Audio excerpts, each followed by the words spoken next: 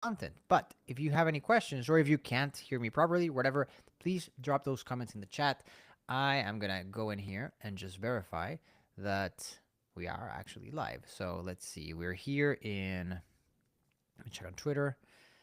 Looks like we are live on Twitter. Okay, perfect. So let me open this up to see if I can get any of the comments. So if you can hear me fine, let me know in the chat. Okay, so we're good here on Twitter. And then let me go check on YouTube as well to see if we're actually live. And let's go over here. Dashboard doesn't show me anything. Let's go to the channel. And we're supposed to be live here.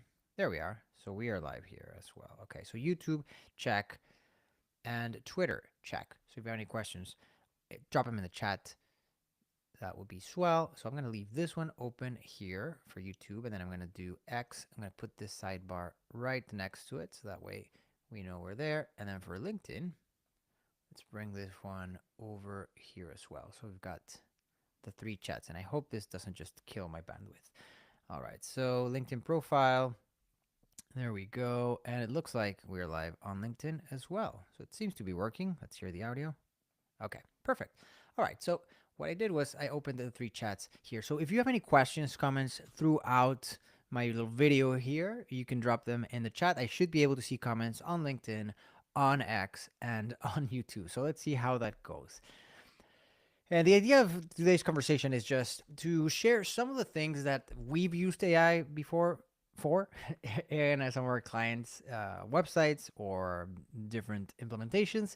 And these are things that some of them you could just do yourself or you can get someone to help you with it. And of course, we can help you with it as well. But these are three things that are very practical that apply to basically any learning and development type business. So if you sell certifications, courses, self-paced, live online, um, in person, whatever it is that you're training on, these three will help you even if you don't sell courses and you're doing employee onboarding or employee training and you just have the development, learning and development environment within the company itself. That's fine too. We can we can apply those there too, and you can ask me about it as well. So the three AI use cases that we're going to talk about today are a lot of fun, and we've implemented them before, and they're very, very useful. So I'm going to start with the first one because I think that's the one that most people will align with, maybe. And there are two aspects to the first one. So that's why I want to tackle the first one first. Sound good? Cool. So the first one is going to be chatbots. And everyone has heard about chatbots, and we've been doing chatbots since what, 2016, 17. But those original iterations of those chatbots for customers were more of a logic type thing where you would have to build out a logic tree or a decision tree for every single step. So if you wanted to do something for courses, for example, it would take a long time because you would build out these trees with hundreds of nodes. If this happens, go this way. If this happens, go this way. Oh, I need to go back this other way. And it was a mess. It worked, but it took a lot of work, and making any adjustment was just you didn't really want to touch it. So they have definitely evolved, and there's a few different companies that allow you to do this. Of course, there's still ManyChat if you want to do it more in the meta area, if you're doing it for Facebook or Instagram. In some places you could do it for TikTok as well, then ManyChat is a good choice.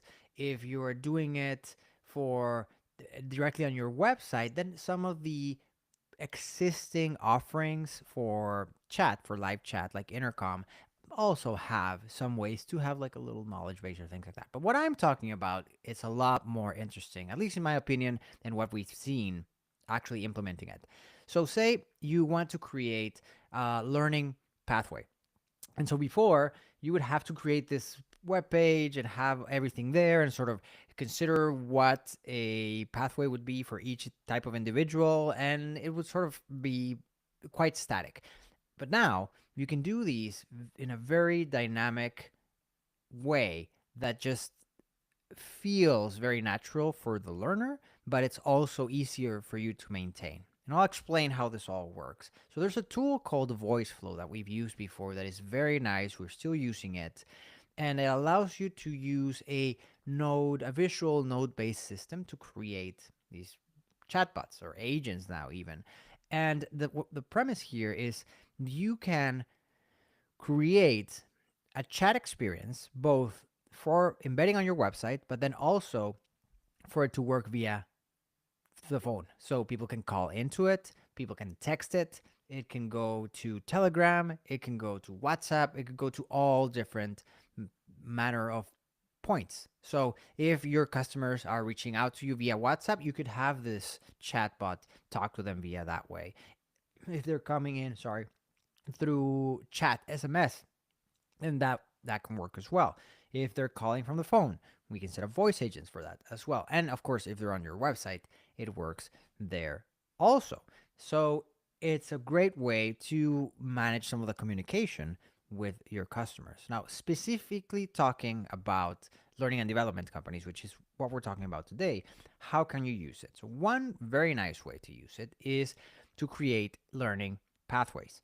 So, let's say you have 20 courses, and a person might take course A or course B or course C, or they might need to take all of them to get a certification, for example. Or maybe there's an advanced master level of the certification. And when someone comes into your website, they will typically have to dive into all manner of sections on your site to figure out which course comes after which course, which they should take, which makes the most sense for them, basically. So we are asking people to do all the work in a lot of these situations. So, how can we make that easier for your users? And this is where a chatbot can come in, specifically a learning pathways chatbot. The learning pathways chatbot can be built such that it reads from your existing library of content. And this is where it's really nice. Let's say you have your database, and this would be on LearnDash. This could be your product selection on WooCommerce or Shopify. This could be what you're using on any other like Moodle, Teachable, whatever other system. It doesn't really matter where you have your content. If you have a place or spreadsheet even, if you have a place where you have a list of all your courses and what the requirements are and what they teach and what they cover and who they're for, if you have this information, which you should anyway, somewhere, even in a piece of paper, as long as you have that information, you can feed it into something like VoiceFlow to be make it be able to give the information, the right information to your users. So let's say someone comes into your site and you start asking them very specific questions. So you can say something like, "Oh, welcome. I am your friendly course advisor," whatever you want to call it. And this course advisor can ask them a series of questions based on whatever your market is. So maybe they'll ask, "What is your current role in the company?" And then from there, it might go into where would you want to go? What is the role? What level are you trying to reach? What are you trying to achieve? And then which course have you already taken? Things like that. So you can ask them certain questions to see where they are. And then since these chatbots or agents, whatever you want to call them, are not necessarily strictly decision tree related, they can be smart. So you can tell it to understand certain keywords, to from whatever they answer, they can or you can set it to understand or extract certain type of information. So maybe you have a list of 20 or 30 roles that apply. So it can pluck out whatever they said, transform it in one of the specific roles that you know you need to work with.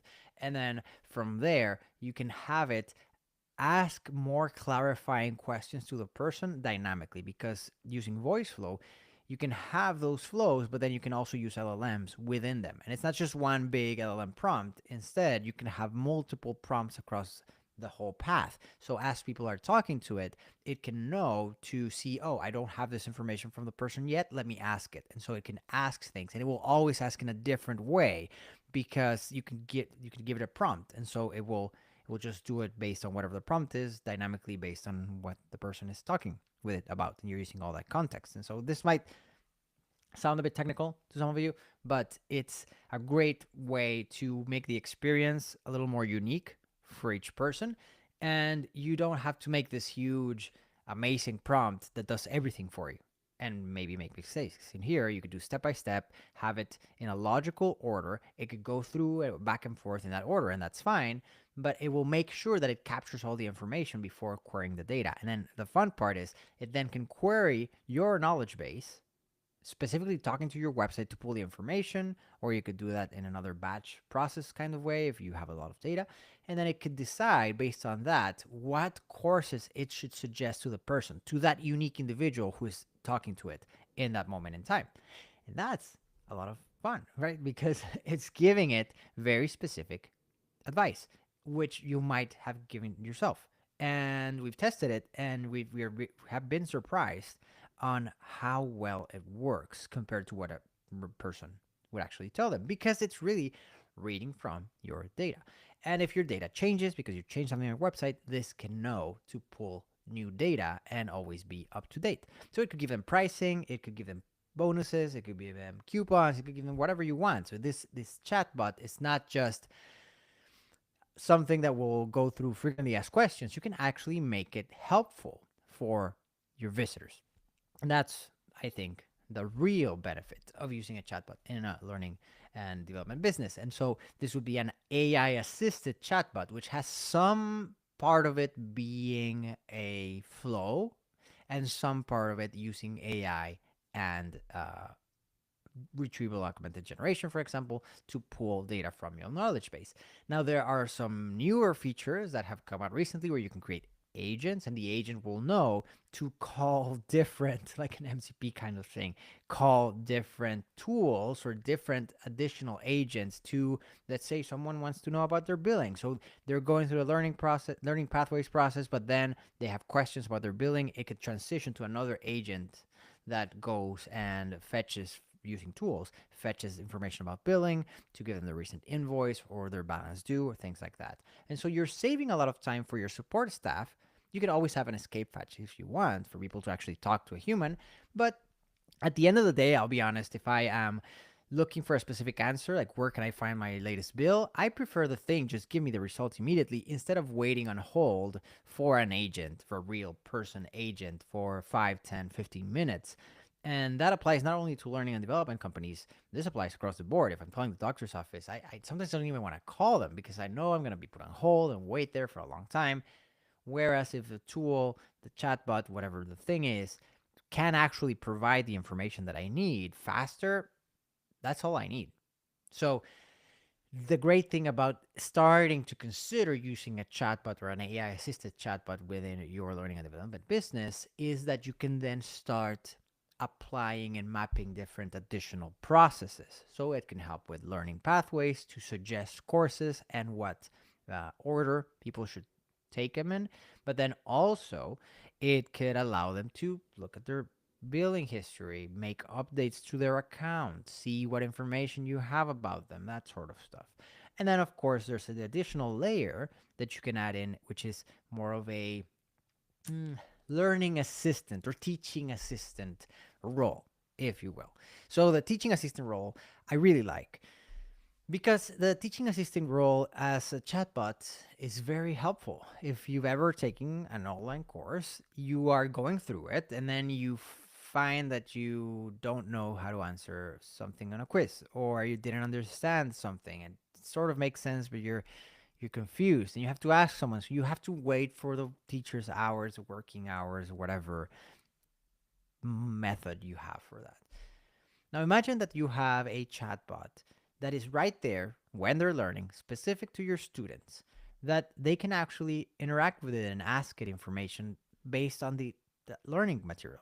So perhaps they are learning about, I don't know, wire gauges and they are seeing that different wires have to be thicker or thinner based on what amount of power they're going to be conducting, whatever. And they sort of remember you talked about the materials, but they're confused and they're like, was it copper, was it gold, was it, and so they could just ask it, what are these cables supposed to be made out of? And then so the thing will look in the database or your knowledge base and can respond very quickly. Something like, oh yeah, these are braided or non-braided. They have to be insulated. They're made of copper, whatever the case may be. It'll tell them, and it can even tell them, yeah, you saw this in lesson 2, module 4, and then you can actually include a link there so they can go and get it from there. Or it could show them a snippet of the actual reference right there. Or you could even include a snippet of the video if you take it far enough. So imagine having that at your learner's fingertips. I think that's really, really useful for people who are learning, because at the end of the day, they do want to learn. Well, some of them do, some of them don't. You can't really do much. But if you make it fun, if you make it engaging, and of course, if you give them tools to be able to get the right information fast, that's where it's really helpful. So, chatbots, again, we're talking about 3 things that you could use AI for in a learning and development business if you've just joined. And the first is chatbots, both for learning pathways, onboarding, getting people to choose the right course or the right course order. And if you haven't watched that, you'll be able to see in a recording and see what I've been talking about. But then there's this sort of teaching assistant type one that I think is very, very useful, because it'll allow us to, I don't know, just reduce the friction between somebody who's really willing to learn and the system. Systems sometimes are too structured, and it makes it complicated for them to learn what they really want to learn. So having a support agent, I think, is a great idea if you're running a learning and development business.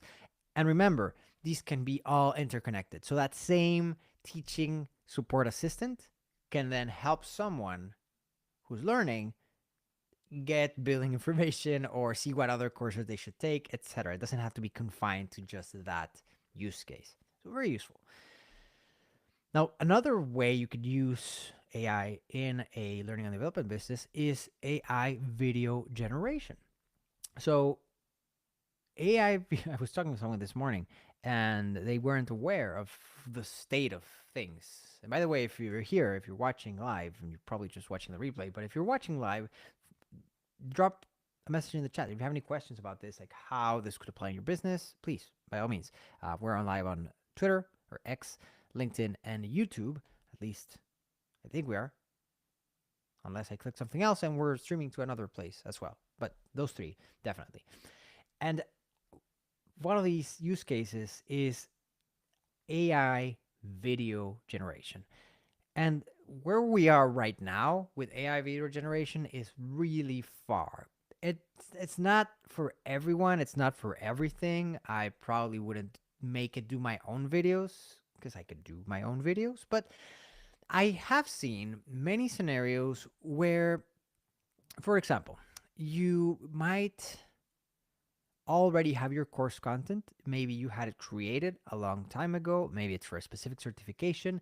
And maybe all of the course modules are just PowerPoint presentations, right? And that happens, and there's nothing inherently bad with it. People may have learned this way for a long time, but it is better if you can have something a little more dynamic to keep the interest of whoever's watching. So if you already have a course that works that way, and you've been thinking of recording video, but you don't want to appear on camera, maybe you don't have the tools, maybe you don't have the time, but you do want to provide something better than just the slides, then an AI generated avatar might be a good way to go about it. So there's tools like HeyGen that do this for you, and or you could do a mixture of HeyGen and 11 Labs, which does great voices as well.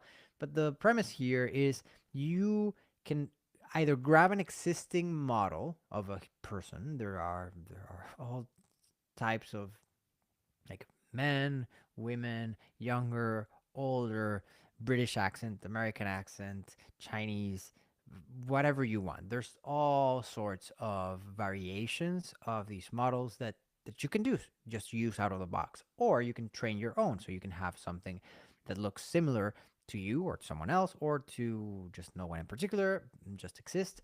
And then you can choose a voice, or you could train it to use your voice or whoever's voice you want.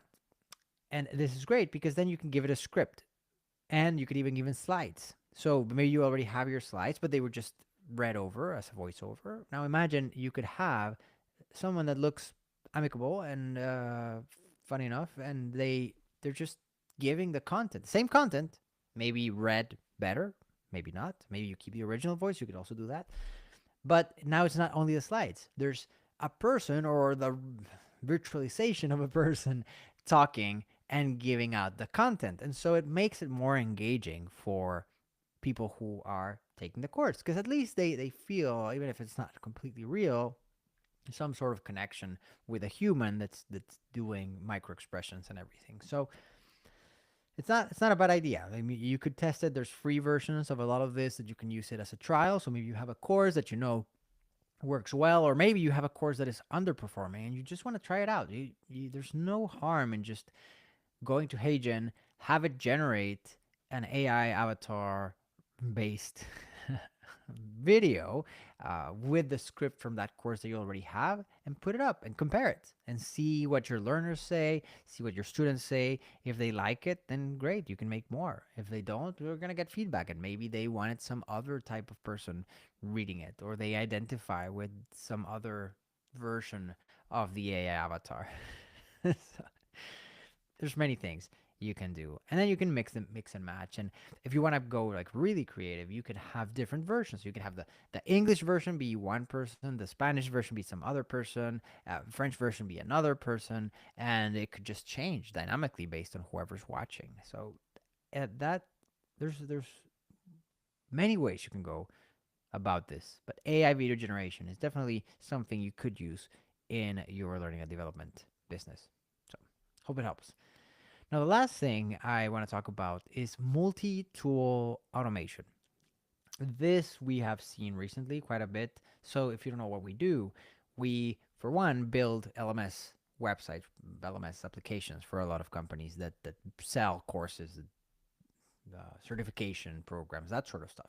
And so we build LMS systems that are aligned to their brand, that have the exact interface that they want, that have the right supervisor portal, that type of deal. And so it's something that's a bespoke, unique kind of learning management system for companies that don't want to use Teachable or Thinkific or something like that that's sort of branded as a third party. They want to use their own thing. That's what we build. And so we do that, but then we also do a lot of automations and AI stuff like we've been talking about. But one of the things that we've been asked about a lot is the automation of repetitive tasks, of connecting different systems, of giving people access to certain data that is not available in the system as a role based thing, for example. And so a good example is, let's say you have some supervisors from a third party company and you want them to be able to see the course progress for their students or whenever they complete something. And you don't want to give them access to your system because your system is a little more closed or there's just not a feature for that. Well, a good way to do that is you can have automations using make.com, which you could do as well. I mean, you could do it. We can do it for you, but you could do it as well. That's the point of it. Like make.com and then that sort of tools. It's like Zapier. If you've never heard of Zapier, they're automation platforms that allow you to do thing A when thing B happens in another system. So let's say your system triggers a completion thing event. Well, you could use something like made.com to understand that that happened and then put the data from that completion into a spreadsheet, a specific Google sheet that is available to that supervisor, for example. And so that supervisor can now see the people that are completing the program directly on a Google Sheet, something they can access, they can work with. They're used to Google Sheets or spreadsheets in general. It could also be a 365 sheet. That could be a Google Sheet.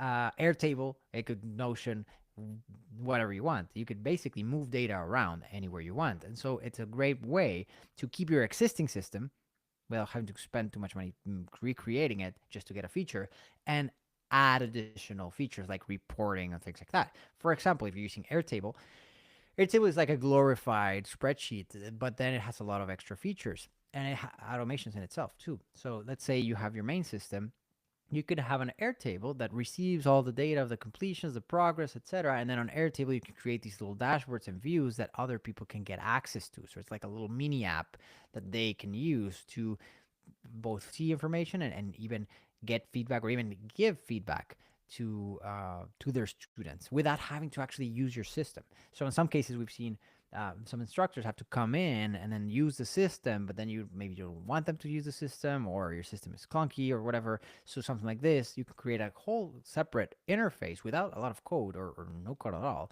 and have them be able to view submissions from students that they're assigned to, grade them, enter feedback, and then from there have an automation that will automatically grab that, push that data back into your learning management system or to your CRM or wherever you want it. So the sky's the limit with automation. You can do all sorts of things. And now, if automation has been there for a while, but now with AI, automations are faster to do and more dynamic. You don't have to be very strict in some cases with this field has to come in this exact format. For example, you could tell it this field should contain a date and it should be in this format. But if it's not, then understand what it is and just change it for me. And the AI will be able to process it and say, oh, it just says May 6th, instead of saying May 6th, 2024 with slashes and the time or whatever. It could sort of abstract that and understand what it's supposed to say and convert it and then continue with the flow. So multi-tool automation is another great way to use AI in a learning and development business. So there we go. 3 ways that you can use AI in your learning and development business. You can apply these really in any business, but we're being very specific about this because it's sometimes the examples have to make sense in the terminology that you see every day on a day-to-day basis. So chatbots as a learning pathway, support agents or teaching assistants, if you will, AI generation for AI video generation for your course material versus just having slides, and of course multi-tool automation, which is what we've been talking about right now. All right, so thank you for joining me on this quick live stream, and I hope to see you on the next one. Cheers.